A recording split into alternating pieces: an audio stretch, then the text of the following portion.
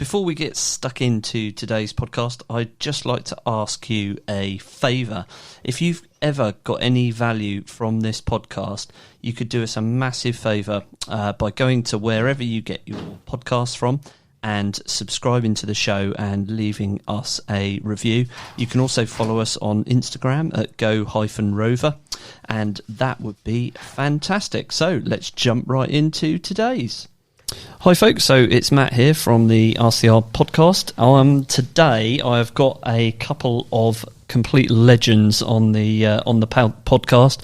These chaps have had not one but two Amazon bestsellers. Their company, Acorn Analytics, has won numerous awards right across the UK, and they've been widely featured on both local and national news. So, without further ado, I would like to welcome Neil Munro and Ian Stone to the podcast. How you doing, chaps? Good, thank you. That's a hell of an introduction there. I know. Well, I got that. We kind of share a mentor, don't we? And I got that from Charlie. He said it's you should big people up. So there we go. We've done that one. I'll give you the tenner after. Cheers, Simon. Yeah, that's it. So I can't believe we've actually in 2022 we're going to have this conversation, to be honest. And I'm going to go back. I'm 45 this year. I know it's hard to believe. And I'm going to go back in time. I was 18. I just left college, and I was working for Surrey County Council as a countryside ranger.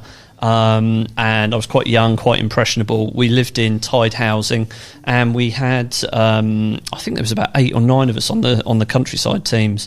And our boss was I can't actually remember his Christian name, and the reason for that is because we called him Corporal. I think he was a corporal in the TA or something like that. So like we kind of hero worship this guy. And I'd been on the council for about, I don't know, maybe about 9 or 10 months, something like that. And he just disappeared, totally and utterly disappeared. Anyway, it turns out that in the space of about 6 months, he'd basically been exposed to asbestos at some point in his early career, and it killed him within like 2 months. Yeah. And I was absolutely gobsmacked. And I kind of... He was 55, I think, something like that. Yeah.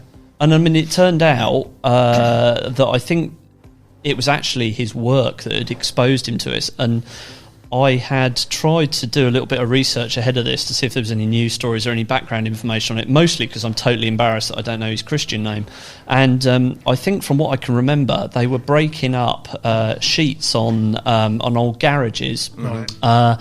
And even though he ran the countryside team, this was just a bit of a side thing, really, that he'd been asked to do as part of his job. And he was that was it, gone. Wow, couldn't believe it. No, it's crazy. That's a story that we hear week in, week out, time and again. There's people diagnosed with mesothelioma, and usually the prognosis is anywhere between 6 months to 18 months is usually the average of how long people have got left to live.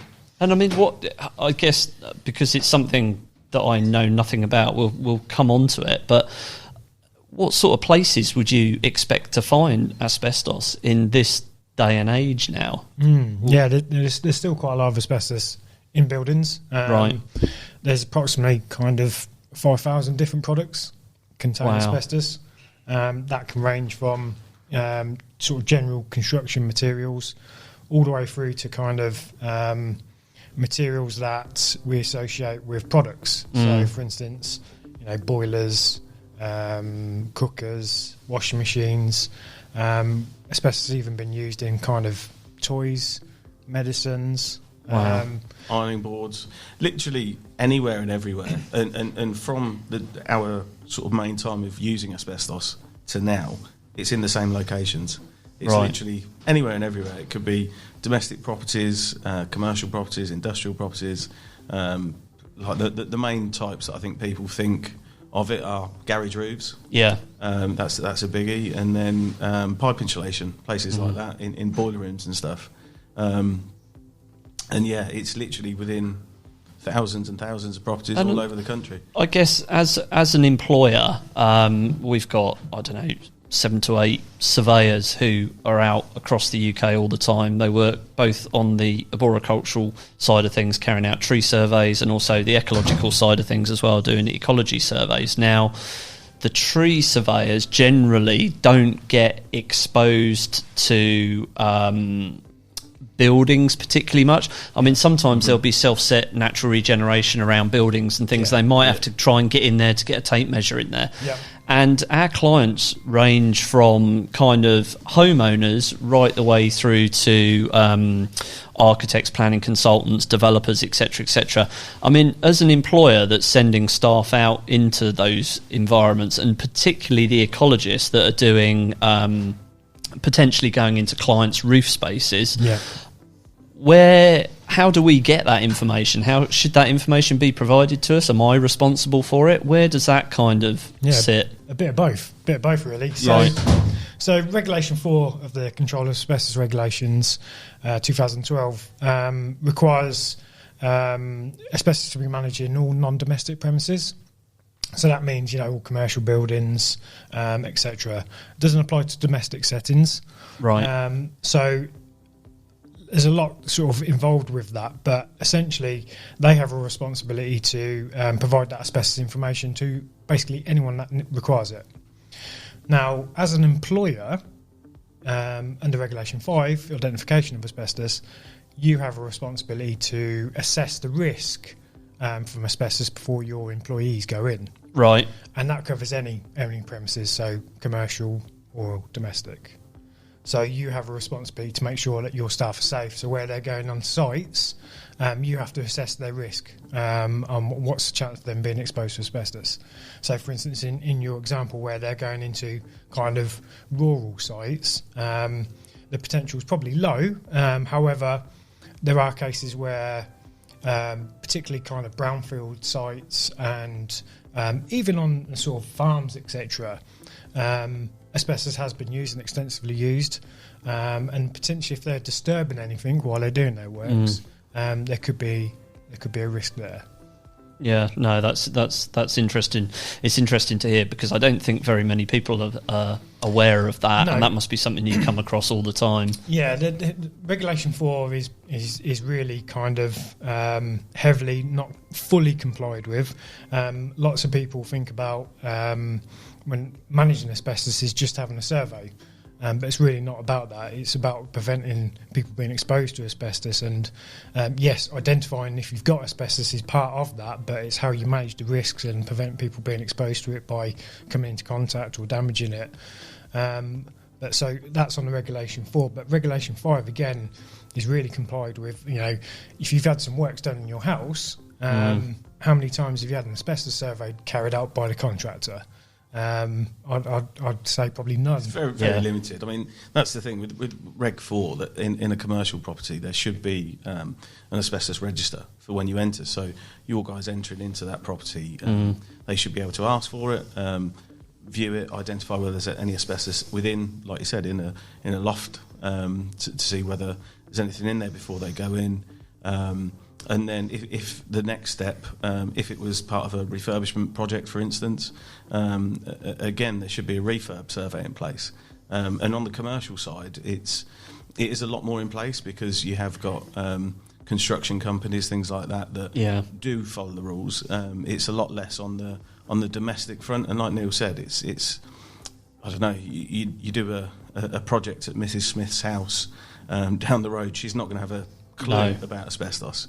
So that's where the Reg 5 kind of falls to the employer to make sure that they've got that information. So there's obviously a staff training requirement there, isn't there? If you're sending staff into those environments, there's obviously as a sensible employer, there's obviously a requirement there, a legal requirement there on you to make sure those staff are adequately trained. So I'm guessing that's the kind of thing that people could come to you for advice on, and you would offer that sort of training, would you? Yeah, definitely. Asbestos awareness is the course that most people in that scenario would be required to have. I think I did one years and years ago. I think when I worked for the council, I'm fairly certain I did one. I couldn't remember anything about it now. Yeah, so nothing at all. Regulation 10 actually sort of specifies that if you could come into contact with asbestos during your everyday work activities, then you have to have asbestos awareness training.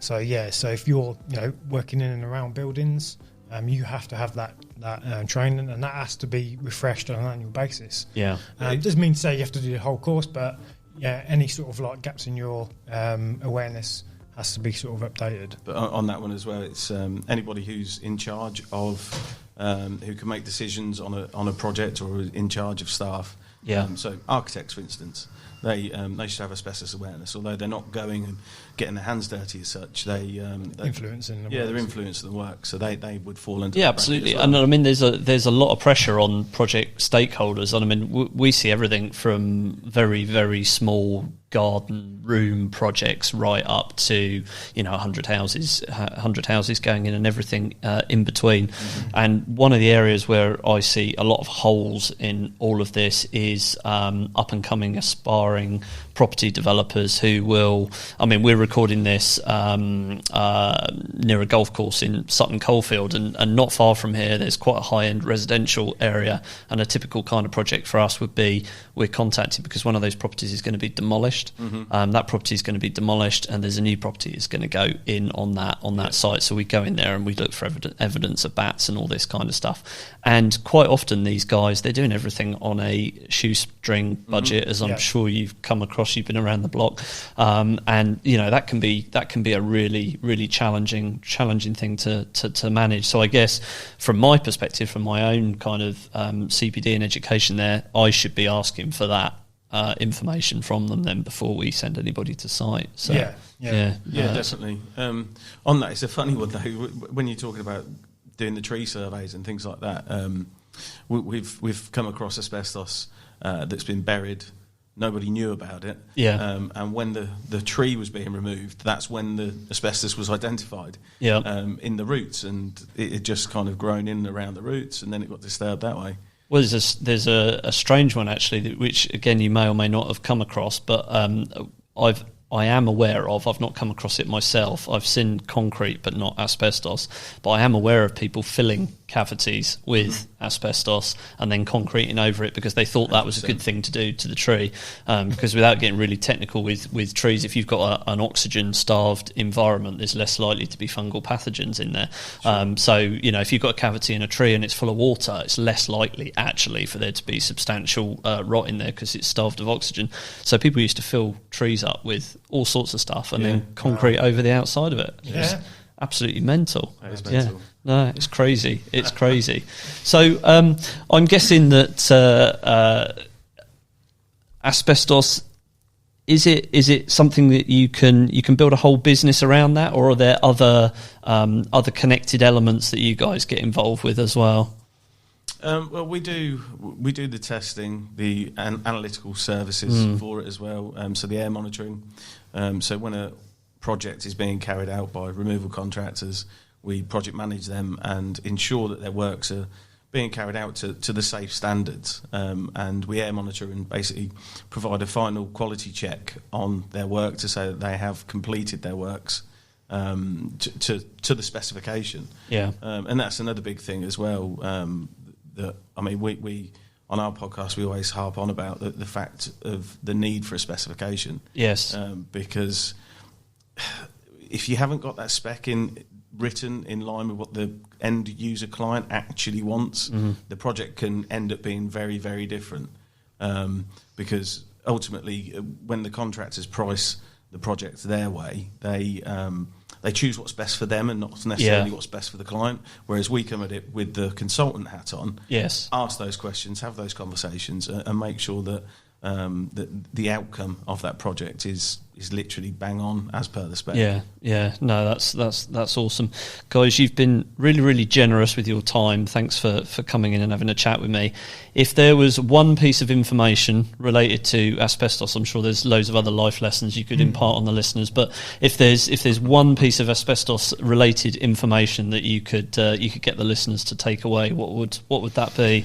Well, there's loads really, but what I was just sitting here thinking is kind of the point to make is the asbestos regulations are really kind of written geared towards it's guilty until innocent. Yep. So you have to presume asbestos is present until you've got evidence it's not. Okay, so that means that it kind of stops anyone mistakenly going, I didn't know asbestos was there. Yeah. Because you should have all the checks in place, so you never get into an incident where you've disturbed it or you don't know it was present on site.